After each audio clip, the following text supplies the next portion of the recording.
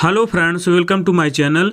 दोस्तों, आज के हम इस वीडियो में देखेंगे हिंदी के 90 प्लस प्रश्न, जो दोस्तों अच्छे लेवल के प्रश्न हैं और सिलेक्टेड क्वेश्चंस हैं। और दोस्तों, आप सब किसी भी एग्जाम्स की तैयारी कर रहे हैं तो यह वीडियो आप सबके लिए बहुत ही हेल्पफुल होगा।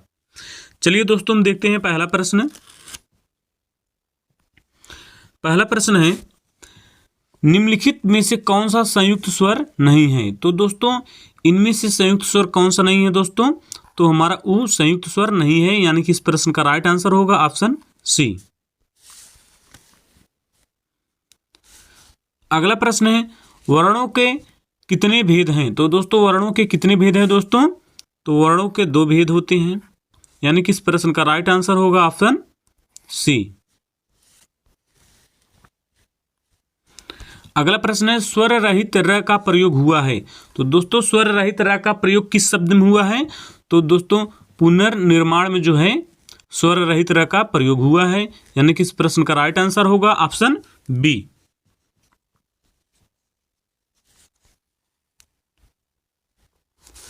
अगला प्रश्न है, निम्नलिखित में से कौन सा अल्प विराम का चिन्ह है। तो दोस्तों, इनमें से कौन सा अल्प विराम का चिन्ह है? तो दोस्तों, अल्प विराम का चिन्ह ये होता है, यानी कि इस प्रश्न का राइट आंसर होगा ऑप्शन सी। अगला प्रश्न है, जहां वाक्य की गति अंतिम रूप ले ले, विचार के तार टूट जाएं, वहां किस चिन्ह का प्रयोग किया जाता है? तो वहां जो है दोस्तों, पूर्ण विराम चिन्ह का प्रयोग किया जाता है, यानी कि इस प्रश्न का राइट आंसर होगा ऑप्शन डी। अगला प्रश्न, निम्नलिखित शब्दों में से कौन सा शुद्ध है। तो दोस्तों, यह प्रश्न बहुत बार पूछा गया है, तो यह क्वेश्चन वेरी इंपॉर्टेंट है दोस्तों, कई बार परीक्षाओं में पूछा गया है। तो दोस्तों, निम्नलिखित शब्दों में से कौन सा शुद्ध है? तो दोस्तों, कौन सा शुद्ध है?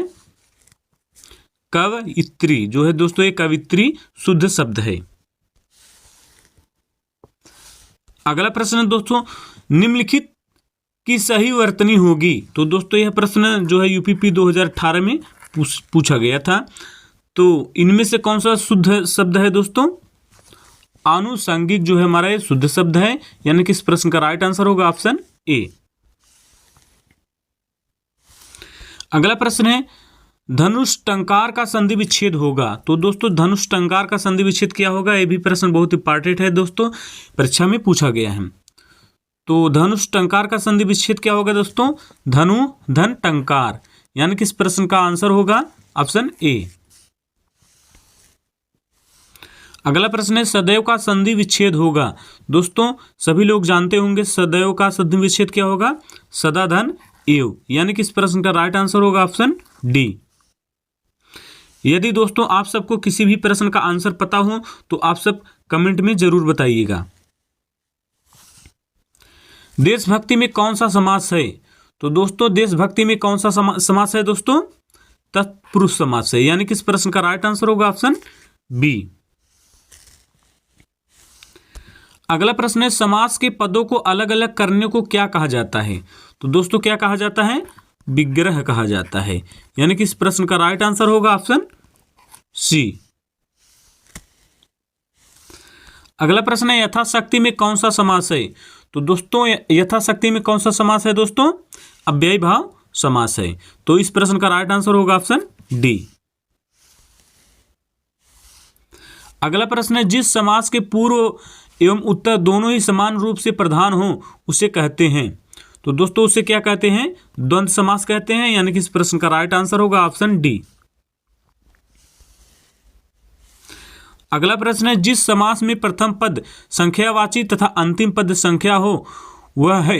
तो वह दोस्तों कौन सा समास होता है? द्विगु समास होता है, यानी कि इस प्रश्न का राइट आंसर होगा ऑप्शन डी। यदि दोस्तों आप सब हमारे चैनल पर पहली बार आए हैं तो हमारे चैनल को सब्सक्राइब करें, लाइक करें और दोस्तों में शेयर करें। अगला प्रश्न है दोस्तों, करपट का तद्भव रूप कौन सा है? तो दोस्तों, करपट का तद्भव रूप क्या होता है दोस्तों? कपड़ा होता है, यानी कि इस प्रश्न का राइट आंसर होगा ऑप्शन डी। अगला प्रश्न है, संस्कृत भाषा से हिंदी भाषा में बिना परिवर्तन के प्रयुक्त होने वाले शब्द क्या कहलाते हैं? दोस्तों, ये बहुत इंपॉर्टेंट है, यूपीपी 18 में पूछा गया था दोस्तों। तो संस्कृत भाषा से हिंदी भाषा में बिना परिवर्तन के प्रयुक्त होने वाला शब्द क्या कहलाता है दोस्तों? तत्सम कहलाता है, यानी कि इस प्रश्न का राइट आंसर ऑप्शन बी।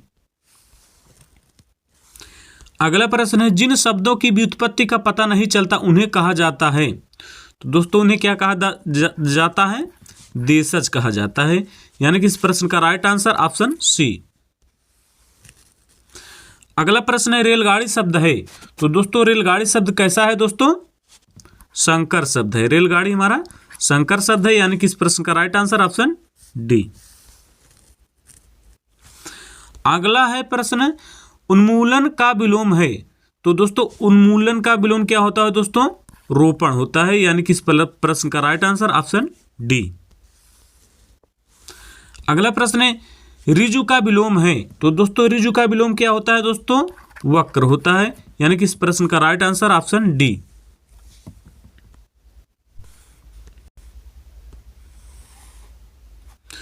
अगला प्रश्न है दोस्तों, परिश्रम का विलोम है।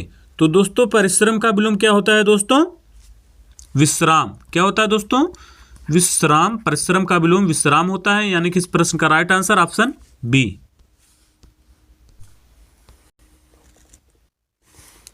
अगला प्रश्न है, दूध का पर्याय है। तो दोस्तों दूध का पर्याय क्या होता है दोस्तों? पीयूष होता है, यानी कि इस प्रश्न का राइट आंसर होगा ऑप्शन बी। अगला प्रश्न है, सूर्य का पर्यायवाची है। तो दोस्तों सूर्य का पर्यायवाची क्या होता है? मार्तंड होता है। क्या होता है दोस्तों? मार्तंड होता है, यानी कि इस प्रश्न का राइट आंसर ऑप्शन बी। और दोस्तों यह प्रश्न बहुत ही इंपॉर्टेंट है, इसको याद रखिएगा, कई बार परीक्षाओं में पूछा गया है। अगला प्रश्न, जल का पर्यायवाची नहीं है। तो दोस्तों इनमें से कौन सा जल का पर्यायवाची नहीं है? दोस्तों पाए जल का पर्यायवाची है, अम्ब पर्यायवाची है, भव जल का पर्यायवाची नहीं है, और आप जल का पर्यायवाची है, यानी कि इस प्रश्न का राइट आंसर ऑप्शन सी। अगला प्रश्न है, चंद्रहास का पर्यायवाची शब्द है। तो दोस्तों चंद्रहास का पर्यायवाची शब्द होता है तलवार, यानी कि इस प्रश्न का राइट आंसर ऑप्शन बी। अगला प्रश्न, जो प्रमाण से सिद्ध ना हो सके के लिए एक शब्द है। दोस्तों जो प्रमाण से सिद्ध ना हो सके उसे हम क्या कहते हैं? अप्रमेय कहते हैं। उसे क्या कहते हैं? अप्रमेय, यानी इस प्रश्न का आंसर होगा ऑप्शन बी। अगला प्रश्न है, मोक्ष की कामना करने वाला वाक्यांश के लिए एक शब्द है। दोस्तों जो मोक्ष की कामना करता है उसे हम क्या कहते हैं? मुमुक्षु कहते हैं, यानी कि इस प्रश्न का राइट आंसर होगा ऑप्शन सी। और दोस्तों यह प्रश्न जो है बहुत ही इंपॉर्टेंट है और कई बार परीक्षाओं में पूछा गया है, इसको याद रखिएगा आप सब। अगला प्रश्न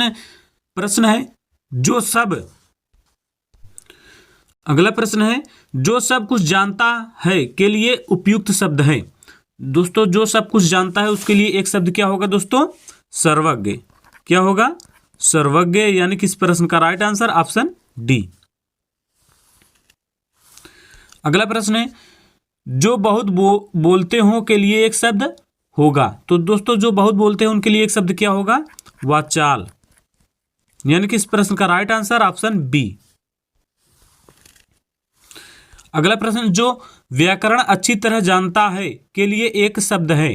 तो दोस्तों उसके लिए एक शब्द क्या होगा? व्याकरण, यानी कि इस प्रश्न का राइट आंसर ऑप्शन ए।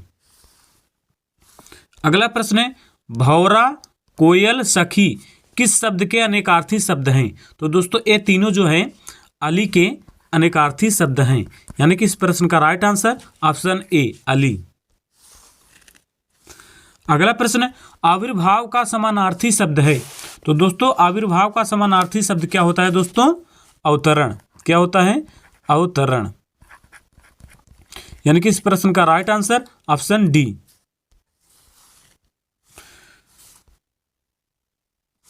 अगला प्रश्न है, बलि और बाली का अर्थ है। तो दोस्तों इस बलि का मतलब होता है दोस्तों बलिदान, और इस बलि का मतलब होता है वीर।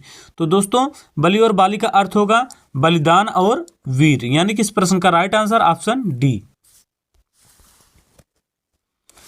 और दोस्तों अगला प्रश्न, अली, अली शब्द युग्म का सही अर्थ है। तो दोस्तों इस अली मीन से होता है भौरा इस अलिमिन से होता है सखी। तो दोस्तों इसका राइट आंसर होगा ऑप्शन डी, भौरा सखी। और दोस्तों यह यूपीपी 2018 की परीक्षा में पूछा गया था, तो ये बहुत इंपॉर्टेंट है, इसको याद रखिएगा। अगला प्रश्न है, काला अक्षर भैंस बराबर लोकोक्ति का सही अर्थ है। तो दोस्तों काला अक्षर भैंस के बराबर, तो इसका इस लोकोक्ति का अर्थ क्या होगा दोस्तों? पढ़ा लिखा ना होना। क्या होगा दोस्तों? पढ़ा लिखा ना होना, यानी कि इस प्रश्न का आंसर होगा ऑप्शन ए। अगला प्रश्न है, खोदा पहाड़ निकली चूहिया का अर्थ है। तो दोस्तों क्या होगा? खोदा पहाड़ निकली चूहिया का अर्थ होता है, यानी दोस्तों परिश्रम बहुत, लाभ बहुत ही थोड़ा। तो क्या होगा दोस्तों इसका, इस प्रश्न का राइट आंसर ऑप्शन डी, परिश्रम बहुत, लाभ बहुत ही थोड़ा। अगला प्रश्न है, 4 दिन की चांदनी फिर अंधेरी रात लोकोक्ति का अर्थ है।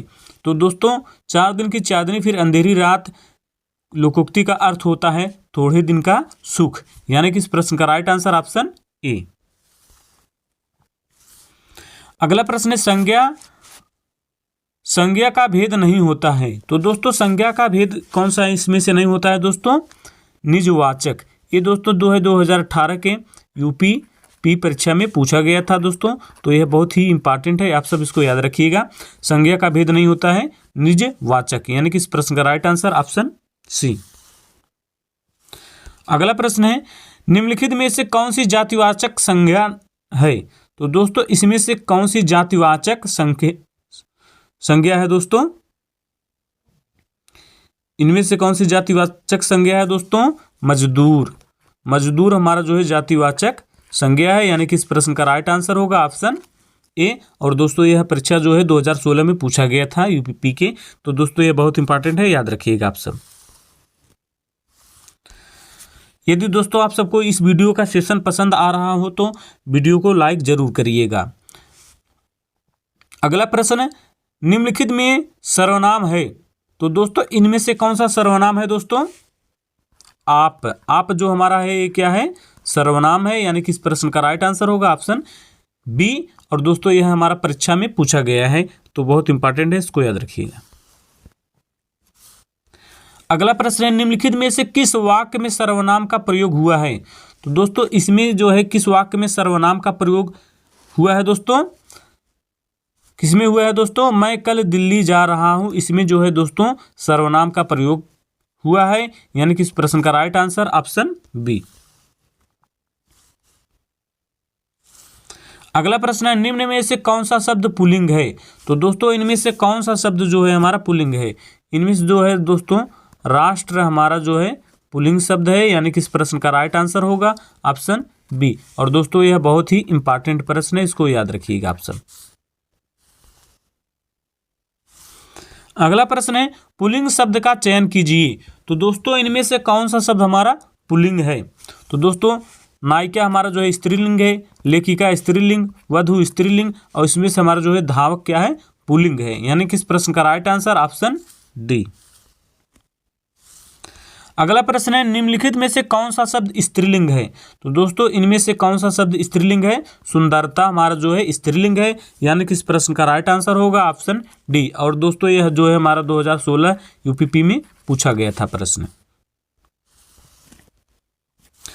अगला प्रश्न है, कवि शब्द का स्त्रीलिंग रूप होगा। तो दोस्तों कवि शब्द का स्त्रीलिंग रूप क्या होगा? कवयित्री होगा दोस्तों। यह बहुत ही इंपॉर्टेंट प्रश्न है दोस्तों, यह परीक्षा में कई बार पूछा गया है। कवि शब्द का स्त्रीलिंग रूप होगा कवयित्री, यानी कि इस प्रश्न का आंसर होगा ऑप्शन सी। अगला प्रश्न है, हिंदी में वचन होते हैं। तो दोस्तों हिंदी में वचन 2 होते हैं, यानी कि इस प्रश्न का राइट आंसर ऑप्शन डी।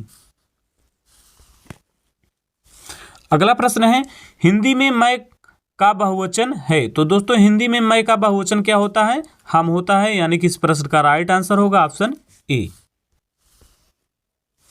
अगला प्रश्न है, निम्नलिखित में से किसका प्रयोग केवल बहुवचन में होता है। तो दोस्तों इनमें से किसका प्रयोग केवल बहुवचन में होता है? प्राण। प्राण का प्रयोग दोस्तों केवल बहुवचन में होता है, यानी कि इस प्रश्न का राइट आंसर ऑप्शन बी। अगला प्रश्न है, पुस्तक रखी है वाक्य में वचन है। तो दोस्तों पुस्तक रखी है में कौन सा वचन है दोस्तों? एक वचन है, यानी कि इस प्रश्न का राइट आंसर ऑप्शन ए। अगला प्रश्न है, कानो सुनी बात पर यकीन मत करो, रेखांकित पद में कारक बताइए। तो दोस्तों कानो सुनी बात पर यकीन मत करो, यानी कि जो इसमें रेखांकित पद है उसमें कौन सा कारक है, तो उसमें करण कारक है, यानी कि इस प्रश्न का राइट आंसर होगा ऑप्शन सी। अगला प्रश्न है, गंगा हिमालय से निकलती है, रेखांकित का कारक बताइए। तो दोस्तों गंगा हिमालय से निकलती है, जिस पद में रेखांकित है उसमें कौन सा कारण है दोस्तों, अपादान कारक है दोस्तों। कौन सा कारक है, अपादान कारक है, यानी कि इस प्रश्न का राइट आंसर ऑप्शन सी। अगला प्रश्न है, निम्नलिखित वाक्यों में से संबंध कारक वाले वाक्य को पहचानिए। तो दोस्तों इन चारों में से किसमें जो है दोस्तों संबंध कारक है, तो दोस्तों किसमें है, ऑप्शन बी में है दोस्तों, राधा का कुत्ता तेज दौड़ता है। तो दोस्तों इस प्रश्न का राइट आंसर ऑप्शन बी। अगला प्रश्न है, एक लड़का स्कूल जा रहा है, इस वाक्य में विशेषण पहचानिए। तो दोस्तों एक लड़का स्कूल जा रहा है, इस वाक्य में विशेषण क्या होगा दोस्तों, गणना वाचक विशेषण होगा, यानी कि इस प्रश्न का राइट आंसर ऑप्शन बी। और दोस्तों यह प्रश्न बहुत ही इंपॉर्टेंट है, 2018 यूपीपी में पूछा गया था। अगला प्रश्न है, विशेषण के मुख्यतः कितने भेद होते हैं। तो दोस्तों विशेषण के मुख्यतः 4 भेद होते हैं, यानी कि इस प्रश्न का आंसर होगा ऑप्शन बी।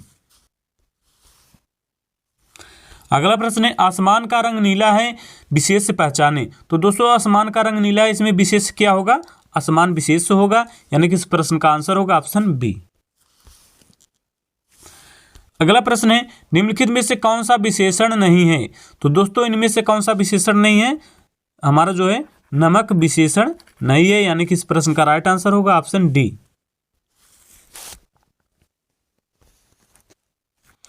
अगला प्रश्न है दोस्तों, कर्म के आधार पर क्रिया के कितने भेद हैं। तो दोस्तों कर्म के आधार पर क्रिया के 2 भेद होते हैं, यानी कि इस प्रश्न का राइट आंसर होगा ऑप्शन डी। अगला प्रश्न है, खेलने खिलवाना कैसी क्रिया है। तो दोस्तों खेलने खिलवाना जो है हमारा प्रेरणार्थक क्रिया है, यानी कि इस प्रश्न का राइट आंसर ऑप्शन सी। और दोस्तों यह यूपीपी 2018 में पूछा गया प्रश्न है।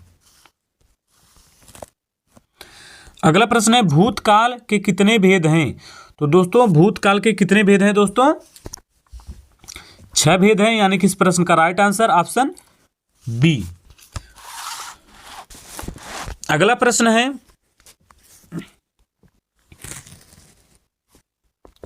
सुरेश गीत गा रहा था, वाक्य में काल है। तो दोस्तों सुरेश गीत गा रहा था, इस वाक्य में जो है अपूर्ण भूतकाल है, यानी कि इस प्रश्न का राइट आंसर ऑप्शन ए। अगला प्रश्न है, वाच के कितने प्रकार हैं। तो दोस्तों वाच के कितने प्रकार होते हैं दोस्तों, 3 प्रकार होते हैं, यानी कि इस प्रश्न का राइट आंसर ऑप्शन ए। और दोस्तों यह यूपीपी 2018 में पूछा गया प्रश्न है। अगला प्रश्न है, पुस्तक पढ़ी जाती है में कौन सा वाक्य है। तो दोस्तों पुस्तक पढ़ी जाती है, इसमें कौन सा वाच्य है। तो दोस्तों यहाँ वाच्य होना चाहिए दोस्तों। तो कौन सा वाच्य है दोस्तों, पुस्तक पढ़ी जाती है, इसमें कौन सा वाच्य है, कर्मवाच्य है, यानी कि इस प्रश्न का राइट आंसर ऑप्शन बी। यह प्रश्न दोस्तों यूपीपी में पूछा गया है, तो याद रखिएगा आप सब।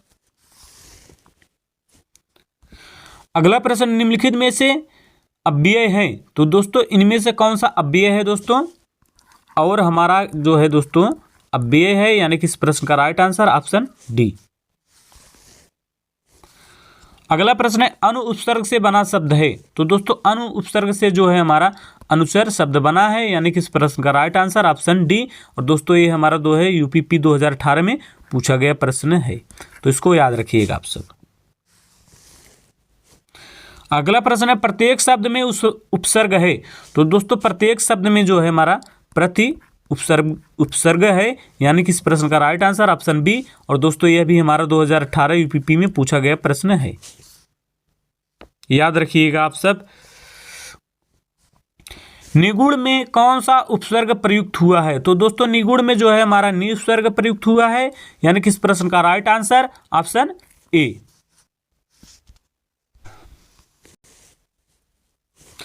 अगला प्रश्न है भुलक्कड़ शब्द में किस प्रत्यय का प्रयोग हुआ है। तो दोस्तों भुलक्कड़ शब्द में जो है हमारा किस प्रत्यय का प्रयोग हुआ है, अक्कड़ प्रत्यय का प्रयोग हुआ है, यानी किस प्रश्न का राइट आंसर ऑप्शन बी। और दोस्तों ये हमारा 2018 में यूपीपी की परीक्षा में पूछा गया है, तो आप सब इसको याद रखिएगा।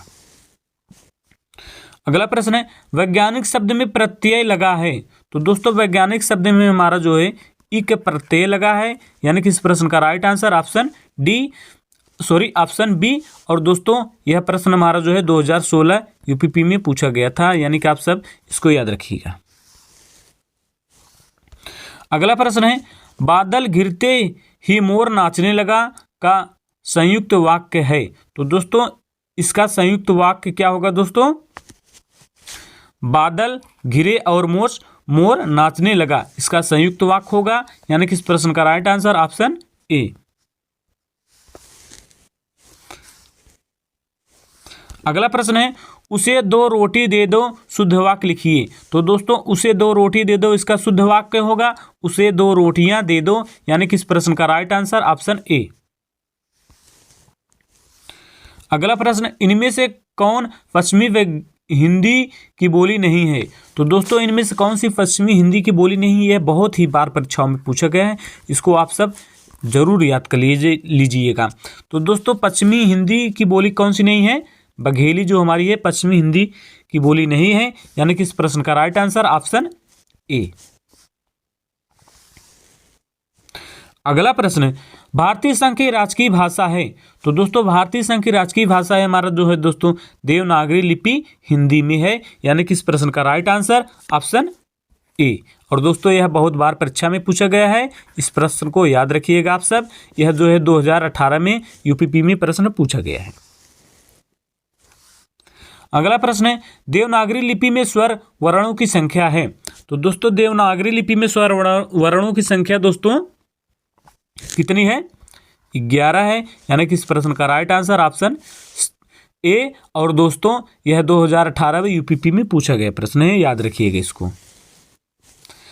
अगला प्रश्न है करुण रस का स्थायी भाव होगा। तो दोस्तों करुण रस का स्थायी भाव क्या होगा, शोक होगा, यानी कि इस प्रश्न का राइट आंसर ऑप्शन बी। और दोस्तों जितने भी इस प्रश्न हम लिए दोस्तों यह यूपीपी के ही पूछे गए प्रश्न हैं दोस्तों, तो आप सब इस प्रश्न को बहुत ही ध्यान से देखिएगा।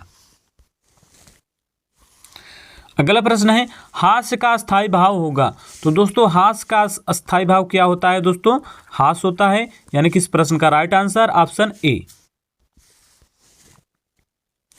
अगला है भरत मुनि के अनुसार रसों की संख्या। तो दोस्तों बहुत इंपॉर्टेंट प्रश्न है, भरत मुनि के अनुसार रसों की संख्या कितनी है दोस्तों, 9 है, यानी कि इस प्रश्न का राइट आंसर ऑप्शन बी। अगला प्रश्न किस रस का स्थायी भाव जुगुप्सा है। बहुत ही इंपॉर्टेंट प्रश्न है दोस्तों, इसको याद रखिएगा। किस रस का स्थायी भाव जुगुप्सा है, विभत्स। विभत्स रस का जो है स्थायी भाव जुगुप्सा होता है, यानी कि इस प्रश्न का आंसर होगा ऑप्शन बी। अगला प्रश्न है काली घटा का घमंड घटा संयुक्त पंक्ति में कौन सा अलंकार है। तो दोस्तों यह वेरी वेरी इंपॉर्टेंट प्रश्न है दोस्तों, ये कई बार परीक्षाओं में पूछा गया है, इसको याद रखिएगा। काली घटा का घमंड घटा में कौन सा अलंकार है दोस्तों, यमक अलंकार है, यानी कि इस प्रश्न का आंसर होगा ऑप्शन ए। अगला प्रश्न है वर्णों की एक से अधिक बार आवृत्ति किस अलंकार में होती है। तो दोस्तों वर्णों की उत्पत्ति एक से अधिक बार किस अलंकार में होती है दोस्तों, अनुप्रास अलंकार में होता है, यानी कि इस प्रश्न का आंसर होगा ऑप्शन सी। अगला प्रश्न है समय सिंधु चंचल है भारी उपयुक्त में अलंकार कौन सा है। तो दोस्तों इसमें कौन सा अलंकार है दोस्तों, रूपक अलंकार है, यानी कि इस प्रश्न का आंसर होगा ऑप्शन बी। अगला प्रश्न है कुंडलिया छंद में कितने चरण होते हैं। तो दोस्तों कुंडलिया छंद में जो है हमारा कितने चरण होता है, 6 चरण होता है, यानी कि इस प्रश्न का राइट आंसर ऑप्शन बी। अगला प्रश्न है सोरठा के प्रथम चरण में कितने मात्राएं होती हैं। तो दोस्तों सोरठा के प्रथम चरण में हमारा जो है कितनी मात्राएं होती हैं, 11 मात्राएं होती हैं, यानी कि इस प्रश्न का आंसर होगा ऑप्शन बी। अगला प्रश्न है चौपाई छंद के प्रत्येक चरण में कितनी मात्राएं होती हैं। तो दोस्तों चौपाई छंद के प्रत्येक चरण में जो है हमारे कितनी मात्राएं होती हैं, 16 मात्राएं होती हैं। इस प्रश्न का आंसर होगा दोस्तों ऑप्शन बी। और दोस्तों यह प्रश्न बहुत ही इंपॉर्टेंट है, कई बार परीक्षाओं में पूछा गया है, आप सब इसको याद रखिएगा। अगला प्रश्न है दोस्तों मात्रा की दृष्टि से दोहा के ठीक विपरीत होता है। तो दोस्तों मात्रा के दृष्टि से दोहा के ठीक विपरीत जो है हमारा सोरठा होता है, यानी कि इस प्रश्न का राइट आंसर होगा ऑप्शन सी सोरठा। और दोस्तों यह प्रश्न बहुत ही इंपॉर्टेंट है और दोस्तों यह जो है हमारा 2018 यूपीपी में पूछा गया था, तो इस प्रश्न को आप सब याद रखिएगा। अगला प्रश्न है कामायनी महाकाव्य के रचयिता हैं। तो दोस्तों कामायनी महाकाव्य के रचयिता कौन है दोस्तों, जयशंकर प्रसाद हैं दोस्तों, यानी कि इस प्रश्न का राइट आंसर ऑप्शन सी। और दोस्तों इस प्रश्न को याद रखिएगा, बहुत ही इंपॉर्टेंट है। अगला प्रश्न है उर्वशी के रचनाकार हैं। तो दोस्तों उर्वशी के रचनाकार कौन है दोस्तों, रामधारी सिंह दिनकर जी हैं। और दोस्तों यह प्रश्न हमारा जो है यूपीपी 2018 में पूछा गया है, आप सब इसको याद रखिएगा। इस प्रश्न का राइट आंसर ऑप्शन बी। अगला प्रश्न है दोस्तों सरस्वती पत्रिका का प्रकाशन प्रारंभ हुआ। तो दोस्तों सरस्वती पत्रिका का प्रारंभ जो है हमारा 1900 ईस्वी में प्रारंभ हुआ। इस प्रश्न का राइट आंसर ऑप्शन बी। और दोस्तों ये हमारा परीक्षा में पूछा गया प्रश्न है, इसको आप सब याद रखिएगा। अगला प्रश्न है महावीर प्रसाद द्विवेदी सरस्वती के संपादक कब नियुक्त हुए। तो दोस्तों कब नियुक्त हुए थे, 1903 में नियुक्त हुए थे, यानी कि इस प्रश्न का राइट आंसर होगा ऑप्शन सी। और दोस्तों यह प्रश्न हमारा परीक्षा में पूछा गया है। और दोस्तों किस परीक्षा में पूछा गया है, यूपीपी की परीक्षा में पूछा गया है, तो आप सब इसको याद रखिएगा। अगला प्रश्न है हिंदी का पहला समाचार पत्र कौन सा है। तो दोस्तों यह प्रश्न बहुत ही इंपॉर्टेंट है, वेरी वेरी इंपॉर्टेंट प्रश्न है और यह प्रश्न कई बार परीक्षाओं में पूछा गया है और यूपीपी की परीक्षा 2018 में भी पूछा गया है दोस्तों यह प्रश्न है। तो बताइए आप सब कमेंट में, हिंदी का पहला समाचार पत्र कौन सा था। तो कौन सा था दोस्तों, उदंत मार्तंड जो है हिंदी का पहला समाचार पत्र था, यानी कि इस प्रश्न का राइट आंसर ऑप्शन सी। अगला प्रश्न है दोस्तों रानी केतकी की कहानी के लेखक हैं। तो दोस्तों रानी केतकी की कहानी के लेखक कौन है दोस्तों, ईसा अल्लाह खां, यानी कि इस प्रश्न का आंसर होगा दोस्तों ऑप्शन सी। और दोस्तों यह प्रश्न बहुत ही इंपॉर्टेंट है, आप सब इसको याद रखिएगा।